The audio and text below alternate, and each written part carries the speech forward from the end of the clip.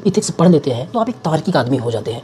Ethics की या हमारे जो परंपराएं हैं, हमारे जो मूल्य हैं, हमारी जो बनी बनाई धारणाएं हैं, हमारे जो धार्मिक विचार हैं, कुछ ऐसे विचार हैं जो हम मान के चल रहे थे, या उनकी जो व्याख्या है वो बाबा लोग या जो बता रहे थे कि भाई भगवान है नहीं है, भगवान का स्वरूप क्या है, आत्मा है कि नहीं है, मरने के बाद क्या होगा, आप है तो अपने संकट कैसे दूर कर पाएंगे।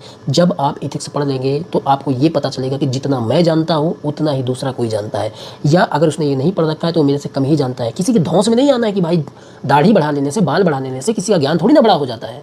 तो आपको किसी के धौंस में नहीं आना है। आप ये पढ़ेंगे तो आपको खुद मिलेगा उत्तर कि दुनिया के जो सबसे महान लोग थे, दार्शनिक लोग थे, वो क्या सोचते थे किसी भी सब्जेक्ट के बारे में, कि धर्म है, भगवान है, आत्मा है। तो एक लॉजिकल तरीके से व्याख्या हो पाएगी, आप समझ पाएंगे। तो आप जब बाबाओं के पास जाएंगे या किसी के पास जाएंगे जो इस तरीके की व्याख्या करता है तो उससे सवाल करेंगे, आप सवाल करेंगे तो आपको पता चलेगा इसके पास तो जवाब है ही नहीं इस बात का। दरअसल अंतिम सत्य क्या है दुनिया का, इसका जवाब तो किसी के पास भी नहीं है। और बाबा इसी का फ़ायदा उठाते हैं कि भाई वो बताते हैं कि हम बताएंगे कि अंतिम सत्य क्या है। तो इस चीज़ से भी आपको मतलब कि राहत मिलेगी कि बाबाओं से आपका विश्वास हिलेगा।